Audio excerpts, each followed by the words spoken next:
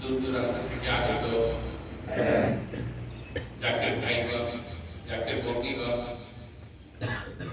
পাড়া প্রতিবেশী, গ্রামবাসী সকলের প্রতি সালাম। জুমার নামাজে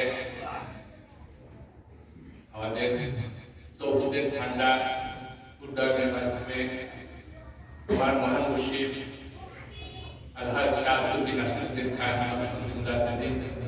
ওনার ৬২তম মহাপবিত্র ওরস শরীফ আনুষ্ঠানিকভাবে শুরু হবে। সকলে বলেন আলহামদুলিল্লাহ। আমাদের এই পতাকা এটা শুধু একটা কাপড়ের পতাকা না, এই পতাকার সাথে লেখা আছে, কি লেখা আছে? আল্লাহু আকবার। আল্লাহ সর্বশ্রেষ্ঠ। এই যে তৌহিদের বাণী, এই বাণী, এই রিসালাত নিয়ে যুগে যুগে আল্লাহর রাসূলগণ জগতে তসবিহ দিয়েছেন। আমার দয়াময় নবী উনি এই আল্লাহু আকবার, আল্লাহ সর্বশ্রেষ্ঠ, লা ইলাহা ইল্লাল্লাহ মুহাম্মাদুর রাসূলুল্লাহ, এই কালেমা, এই বাণী এটা প্রচার করে গেছেন। এই তৌহিদের বাণী, এই ঐক্যের বাণী, এই হাকিকতে এই যে আল্লাহু আকবার সবার উপরে আমরা উঠাবো, আমরা যেন সবসময় আল্লাহকে সবার উপরেই রাখতে পারি। আল্লাহর আদেশ, আল্লাহকে আমরা আনুগত্য করি, সেই যে তার যে একটা প্রতীকী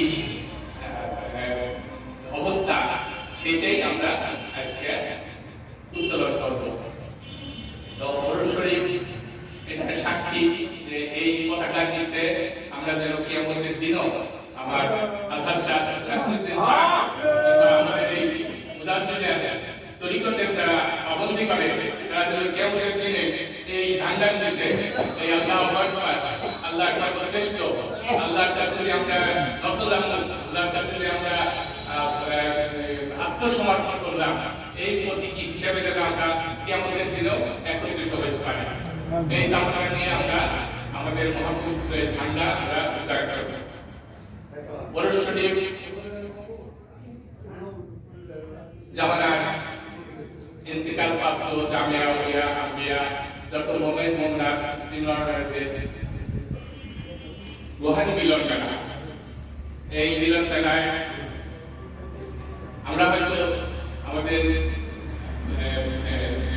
জাহির চোখে আমরা দেখি না, কিন্তু বাতিনে আল্লাহর ওলি, আল্লাহর রাসূল, যত আল্লাহর রূপে রঞ্জিত যত আল্লাহর মহান ওলি আল্লাহগণ, তাদের একটা সমাবেশ, একটা মহাপবিত্র একটা সমাবেশ। এটা অন্য কোনো সমাবেশের সাথে তুলনা করা যায় না। এই ওরস শরীফের যে প্রবর্তন, এটা স্বয়ং রাসূলুল্লাহ সাল্লাল্লাহু আলাইহি ওয়াসাল্লাম উনি এটা করে গেছেন। মদিনার প্রান্তে উহুদের পর্বতে, মদিনা থেকে প্রায় 4-5 কিলোমিটার দূরে প্রতি বছর ওখানে উহুদ যুদ্ধে তারা শাহাদাত বরণ করেছিলেন প্রায় 33 জন সাহাবা, মানে শহীদ আছে, শহীদ। তো ওই দিনে রাসূলুল্লাহ সাল্লাল্লাহু আলাইহি ওয়াসাল্লাম ওদের তসবিহ দিতেন এবং ওনাদের জন্য দোয়া করতেন, এবং দোয়া শেষে মিষ্টি বিতরণ করতেন। যে এই এই যে ধারা, এই ধারায় যারা রাসূল প্রেমিক, আল্লাহর রঙে রঞ্জিত, রাসূলের রঙে রঞ্জিত আল্লাহর ওলি আল্লাহগণ, সেই ধারাটাকে বহন করে আমাদের এই মার্গদর্শন নিয়ে আসেন। এবং সেই ধারায় এখন আমরাও, আল্লাহ আমাদেরকে রহমত করছে, আল্লাহ আমাদেরকে এই নিয়ামত দিচ্ছে, এই ঝান্ডা দিচ্ছে, একত্রিত করছে। তো এটা কোনো নতুন কোনো সংস্করণ নয়, এটা রাসূলুল্লাহ সাল্লাল্লাহু আলাইহি ওয়াসাল্লামের হাতে তার সুন্নত, উনি এই ওরস শরীফের প্রবর্তন করে গেছেন। ওই রূহানি মিলন মেলা ওখানেও হতো, সেই মিলন মেলা ওলি আল্লাহগণ যারা রাসূলকে প্রেম করেন, রাসূলের সাথে যারা ভালোবাসা করেন, তারা এই ধারাটাকে চালু রাখছেন। ওরস শরীফে আমাদের এখানে ফরজ ইবাদত, সুন্নত ইবাদত, নফল ইবাদত, এবং প্রত্যেকটা নামাজের পর, নামাজ আল্লাহর হুকুম আদায় করার পরে যে আল্লাহর সাথে যে সম্পর্ক, আল্লাহর সাথে যে মহব্বতের সম্পর্ক বান্দা, সেই সম্পর্ক কখন কোন হালাতে কোন সময় কি সম্পর্ক হয় সেটাই এখানে নষ্ট করা হয়, সেটাই এখানে প্র্যাকটিস করা হয়। এখানে প্রত্যেকটা আমলে নিয়ে যে একটা অনুষ্ঠান, প্রত্যেকটা নামাজের পরে আমাদের 6টা ভাগের দিনকে ভাগ করে এই আমলটা করা হয়। তো আপনারা যারা আসছেন বা যারা আমার প্রতিবেশী পাড়া প্রতিবেশী আছেন, আপনারা এই দরবার শরীফে 24 ঘন্টা অবস্থান করে এই যে আমাদের যে পরিক্রমা এটার সাথে জড়িত হন এবং আমাদের যে অন্তর, আল্লাহ পাক আমাদেরকে দুইটা জিনিস তৈরি করছে, আজকে রূহ আর একটা শরীর। শরীরের চর্চা আমরা কত করি, এই শীত লাগছে এই জন্য আমরা কত ধরনের কাজ করতেছি, একটু সুগন্ধি লাগাই, প্রতিদিন সাবান দিয়ে গোসল করি, প্রতিদিন 2-3 গোসল লাগলে মানুষের কাছে যাওয়া যায় না। হ্যাঁ, আর ওই অন্তরের ভিতরে যদি আপনি কোনো আল্লাহর জিকির না করেন তাহলে ওই অন্তরের কাছে যাওয়া যাবে না, সেটা দুর্গন্ধ হয়ে যাবে। অন্তরকে পবিত্র করার জন্য আল্লাহর নবীগণ সেই অন্তর পবিত্র করার জন্য যে ওষুধ সেটা দিয়ে গেছে এবং প্রত্যেক নামাজের পরে এটাকে ধৌত করার জন্য বিভিন্ন জিকির, ফায়েজ, বিভিন্ন তাওয়াজ্জুহ দিয়ে এটাকে পরিষ্কার করে। হ্যাঁ, এই যে পদ্ধতি, এটা আমার আল্লাহ রাসূল পাক সাল্লাল্লাহু আলাইহি ওয়াসাল্লাম বাংলার গ্রামে গ্রামে মসজিদ নিয়ে আপনি মানুষকে এই জিনিসটাকে শিখাই দিয়ে গেছেন। হ্যাঁ, আপনি এই জিনিসটাকে কোনো উচ্চ শিক্ষিত মৌলানা কি মুহাদ্দিস কি হাফেজ শুধুমাত্র তাদের উদ্দেশ্যে অবগত রাখেন না, উনি এটা আম জনতার মধ্যে এই জিনিসটাকে ছড়াই দিয়ে গেছেন এবং এটা সহজ করে দিয়ে গেছেন। এটা অনেক উচ্চ মার্গের জিনিস, কিন্তু উনি এটা সাধারণ মানুষের মধ্যে বিলাই দিয়ে গেছে।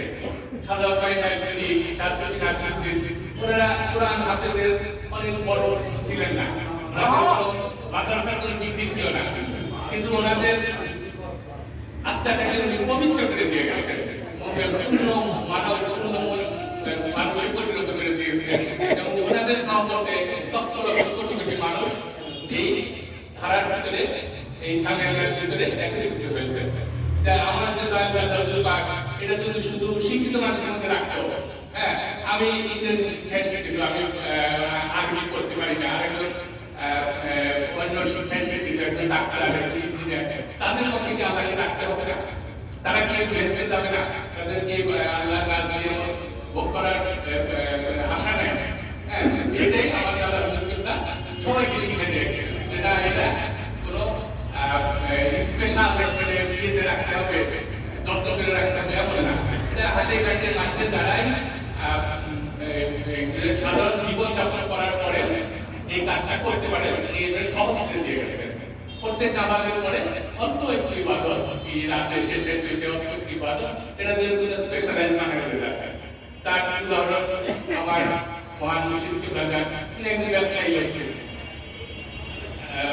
উনি ব্যবসা করেছেন, সংসার করছেন, সব কিছুই করছেন, করে উনি এই জিনিসটাকে এই তাসাউফের সর্বোচ্চ অবস্থানে উনি নিজেকে উন্নীত করছেন এবং সবাইকে এই শিক্ষা দিচ্ছেন। যা আমরা এই যে শরীফের যে তাৎপর্য, শরীফের যে আধ্যাত্মিক যে শিক্ষা, এটা গ্রহণ করবো, এটাই আমাদের কামনা। আমরা আমাদের মানুষের আল্লাহ পাক মানুষের যে রূহ দিচ্ছেন, এই রূহটা ক্রমান্বয়ে উন্নতি হয়। হ্যাঁ, একটা গাছ তুলে যেরকম প্রথম দিনে তার গাছে ফুল আসে না, ফল আসে না, গাছ তুলে পরে এই গাছটাকে পরিপক্ক হয়, তারপরে এটাতে 2-3 বছর যাওয়ার পরে ফুল ফোটে, তারপরে ফল হয়, প্রথম বছর অল্প ফল হয়, পরে বেশি ফল হয়, তারপরে ফলগুলো পাকে, একটা পরিপূর্ণতা আসে। মানুষের আত্মাও সেরকম, যে বিভিন্ন গাছ আছে, বিভিন্ন কাল লুগুসে বিভিন্ন গাছ আছে, বিভিন্ন ধাপ আছে, এগুলোকে পরিক্রমার মাধ্যমে ক্রমান্বয়ে এটাকে নফসে আম্মারার থেকে এটা নফসে মুতমাইন্না, হ্যাঁ, শান্তি তত্ত্ব আত্মায় এটা পরিণত হয়। এবং আল্লাহ পাক কোরআনে ঘোষণা করেছেন, ইয়া আইয়ুহান নাফসুল মুতমাইন্না ইরজি'i ইলা রাব্বিকা রাদিয়াতাম মারদিয়া। ফাতকুনি ফি ওয়াদিন ওয়াতকুনি জান্নাতিন, যে বলছে যে হে প্রশান্ত হৃদয়ের অধিকারী, নফসুল মুতমাইন্না, প্রশান্ত হৃদয়ের অধিকারী, তোমরা আমার পৃথিবীতে আসো এবং আমার বাংলাদেশ তোমরা বেঁচতে ফিরে অবস্থান করো। উনি বলে নাই যে যারা বেশি ইবাদত করছে তাদেরকে রাখছে, তা বলেন নাই। উনি বলছেন যে ওই হৃদয়গুলাকে যারা পবিত্র হৃদয়, যারা তাদের জীবনকে পবিত্র করতে পারছে, সেই হৃদয়গুলাকে উনি আহ্বান করছে যে আমার দিকে ফিরে আসে। তো তাদের কোনো হিসাব কিতাব বলে বলছে তোমরা সরাসরি চলে আসো, তোমাদের কোনো হিসাব রাখবে না। যে কেউ যদি তার নফসকে নফসুল মুতমাইন্না একটা করতে পারে, তাহলে তাকে ওই কবর, মিজান, হাসর বিভিন্ন স্থলে কোনো পরীক্ষা দিতে হবে না। তাদের যে সুবিধার বিষয়, তাদের যে ইয়েটা, তাদের যে মৃত্যু, এই যে মৃত্যুটাই তাদের আল্লাহর সাথে মিলনের বন্ধন। এই জন্য আমরা বলি তাদের যে উফাত দিবস, এটাকে আমরা আনন্দ করি, কারণ এটা ওনার জন্য সর্ব আনন্দের একটা বিষয় যে এই দিনে উনি ফিরে হিসাবে আল্লাহর সাথে তার দিদার হবে। আল্লাহ পাক কোরআনে ঘোষণা দিয়েছেন যে সেই সফল কাম হইল যে তার হৃদয়কে, তার অন্তরকে পবিত্র করতে হবে। আর সে বিফলে গেল, সে ব্যর্থ হইল, যে এই কাজ করতে ব্যর্থ হইল। তো সেই দাওয়াত, সেই আল্লাহর জন্য নিয়োজিত হওয়ার যে দাওয়াত, সেই আল্লাহর সাথে সম্পর্ক, আল্লাহর নৈকট্য হাসিলের যে দাওয়াত, এই দাওয়াতই আল্লাহর ওলি দিয়ে গেছে। আমার মহান মুশরিকরা এই দাওয়াত দিয়ে গেছে।